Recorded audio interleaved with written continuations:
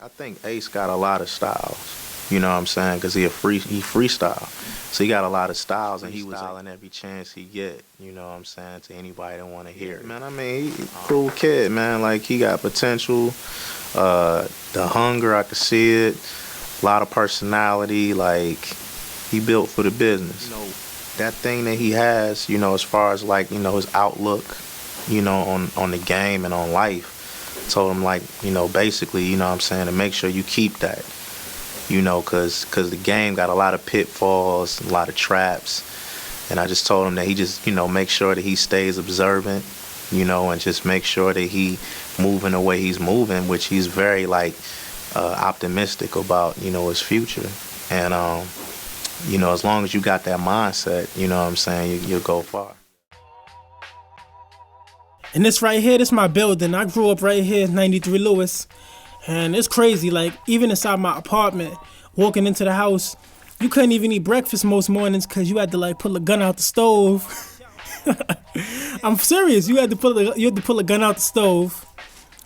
Right here, you go in the staircases, mad pissy in the staircases all the time, pissy elevators. And you got the neighborhood bums who, you gotta respect because they elders to you. And you go to the corner store, you gotta run and play numbers for the old ladies. Gotta always, be careful walking across the street because all the cars just turn the corner on some wild, like, I don't care that you live here kind of mentality. And I would walk to school every morning. The school is 5 blocks away from the house. But it's like the most dangerous 5 blocks you ever gonna walk. Every drug dealer is like, what's up, little man? And you stay in school. And the drug dealers was kind of cool to me because I was always super positive. So they would always give me like $1 or 2 as I'm walking up the block every single day. Probably get to school with like $10. And it was just me just trying to stay positive. I knew that nobody wanted to see me positive. I was just being who I was. My grandmother was like, you either gonna go to school or get a job or get out. And I was like, I'm gonna go to school, and I love school, and school was the one place I could be me. I didn't have to worry about my clothes. I didn't have to worry about my friends.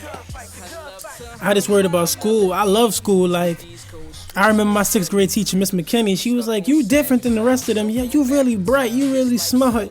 You really, different. And everybody used to always say I was different growing up. I didn't get it till I was close to college. What this different thing was that I really embraced, like I was used to getting picked on. I was used to not having no black friends. I was always friends with the Indian kids. I was friends with the white kids. Black kids really didn't embrace me. I was too proper for them. I was too much of a square. And then music came along. Music was my outlet. Like ever since 6th grade, I was in band. I used to be in choirs. I used to always get away with school. School was me getting away. Like I go back to the projects and I see people getting arrested, shootouts in front of my building, rapes. It was always crazy stuff in the hood. School was in the hood, but it was like this like place I could get away. And I used to stay in school as late as possible. I just never wanted to go home. And especially after my grandmother died, I was in 6th grade. I never wanted to be anywhere near the hood. I just wanted to be wherever I could stay like productive. Music, was always the thing that kept me going. Like my fight was trying to just make sure music happened. Like my family wasn't really supportive of it because we had a lot of like musicians who tried and failed. And it was like, you trying to do music? Oh yeah, do something else with your life. My grandmother gave up music, gave up her dream, her life, so that we could be born, because my mom was addicted to crack. My dad was an alcoholic, be perfectly honest. And in their own twisted ways, they love us, but they never was in the picture. I had music in the picture more than I had any like stable, parent. Like I had a brother who was growing up fast trying to raise me. I had an uncle who, in his own miserable ways and misguided ways, wanted to teach us lessons. He was kind of old school. And it was like everybody had their own way of trying to teach us, but I learned everything through music. I listened to like rappers, and that was my lessons. And I would go to school and I would do music, and music was my getaway, my reason to be happy. I remember getting into like LaGuardia and not being able to go. And I remember going to school for computers and still finding a way to rap the morning announcements. I remember singing at graduations, rapping at graduations, and finding a way to do music and thinking that this was everything for me. And my fight was to always keep my dream alive. I remember going homeless or not working jobs or doing whatever it took just to be able to make music.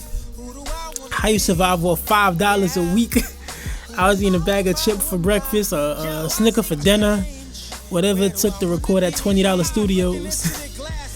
God made me who I am, and the way he made me was, intentional. Like, from the limp in my walk to the slickness in my talk. That was all intentional. Like, he made me think left when everybody was thinking right, and he made me think positive when everybody was negative. When I seen guns and I seen drugs and I seen liquor and I seen all these things like destroy people around me, he made me see the positives and all of that. And I ain't have to rap about it. I ain't have to glorify it because I seen the destruction firsthand. That's the good fight. Seeing the destruction, identifying it, and really, deciding to go left and being comfortable with your life decision. My decision was to go left, and I stay left. I don't really care if it's popular or not. Do I really want to sell crack cocaine, or do I really want to try my luck in corporate America? Do I want to try my luck in life, or do I want to take the way that's given to us? Because it's really not given to us. You shortening your lifespan because that 5 to 10 don't equal none of the money you're gonna make on the corner. But they don't tell you that. They try to make it seem like that's glorified.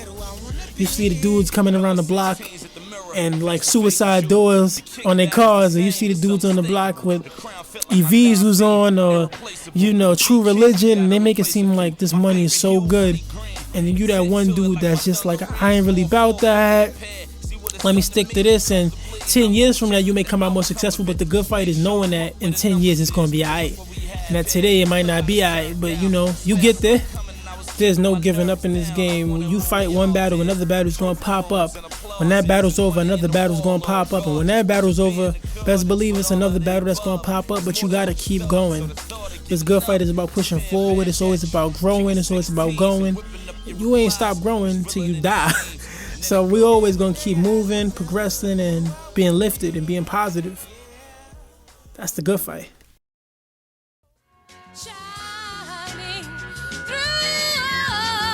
Alice Clark, you looking at life. Yeah. They say more money, more problems. No money, no options. I see it how I see it. The view through these islands acknowledges the violence while trying to stay vibrant. Everything I'm not made me everything I am. Looking at life. Looking at life.